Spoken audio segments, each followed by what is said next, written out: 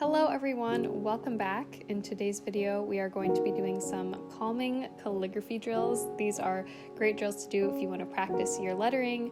They're kind of calming and relaxing. If you're feeling stressed out, you can grab a piece of paper and just work through some of these drills. It can be really fun.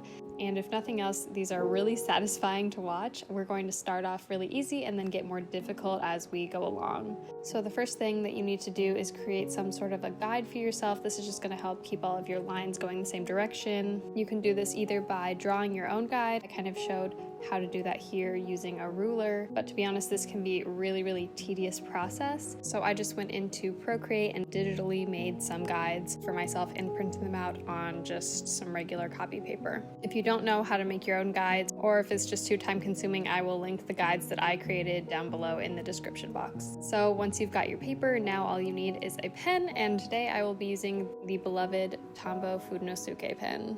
So for these first couple, we're going to keep it pretty simple. This first one I like to call the hill or the mountain. It's just a really simple up and down, kind of good to ease you into it and get you started. If you've never done brush calligraphy before, doing these drills is actually a really good way to get started, and it helps you kind of get the feel for the different strokes. The second one is just a simple loop. Again, just like last time, we want to make sure that we are putting all the pressure on our downstroke and then really lightening it up for that upstroke. You'll notice that a lot of these actually look similar to some of the letters that are traditional for brush calligraphy. So the second one, the loop, is actually really good practice for your lowercase l. This third one reminds me of like a little seedling or a flower, just a small circular motion followed by a really thick downstroke. As always, we want to make sure that we are holding our pen at about a 45-degree angle. That's going to give you the best results, and it's going to help you control your strokes a lot easier.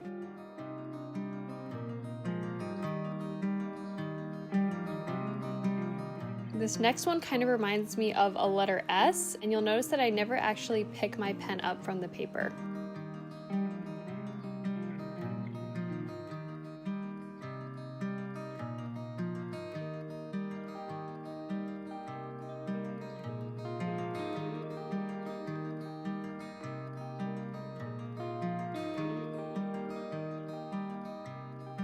This one is very similar to the S shape, but you're going to be making smaller motions and you're going to angle it downward. This one is very satisfying to watch and to draw, I think. In order to get that sharp contrast between our upstrokes and their downstrokes, we're really going to utilize our pressure, really paying close attention to when we're pressing our pen down.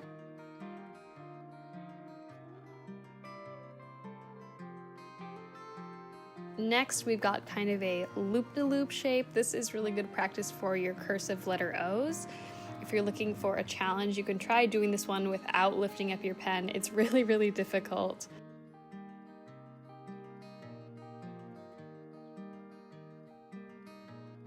This next one kind of reminds me of like a fancy looking letter F.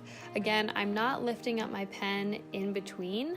This is really good practice for strengthening those muscles in your hand and your wrist. Even though drills can kind of sometimes feel like you're going back to the basics, even if you're really experienced in calligraphy, these are so helpful, especially if you haven't been writing for a while. You need to retrain that muscle memory. This next one is very similar to our first drill, but again, we're using smaller motions and we're going up in a diagonal direction to the right. I feel like you could fill the entire page with this one and it would just turn into some kind of cool work of art. It's almost kind of mesmerizing to look at. This last one is really good practice for your letter J.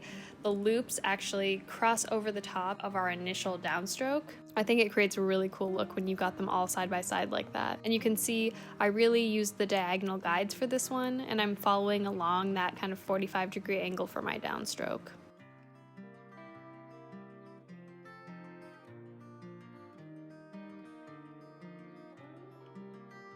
I did throw in a couple of bonus ones for you guys if you haven't gotten enough yet. I've got a couple extra ones. I found these really cool ones on Pinterest that I thought would be fun to try.